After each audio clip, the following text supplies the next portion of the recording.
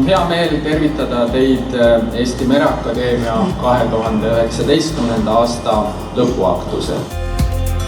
Üks järjekordne lend merenduse tippspetsialiste saab siit mõne hetke pärast pärituule purjedesse.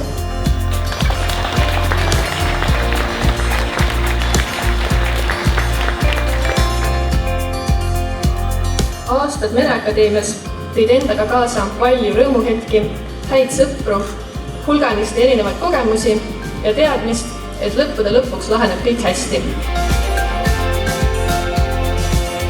Kõik maailmamered on teie ees nüüd valge.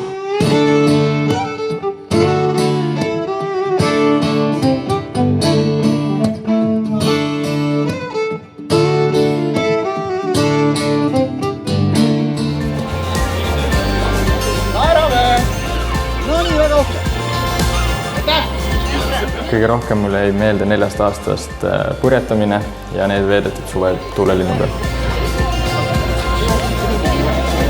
Kõige rohkem jäid meelde just veedetud aeg kursakaaslastega. Peamine ootus oli see, et mul oleks huvitav. Minu ootused Mereakadeemias õppides said kindlasti täidetud.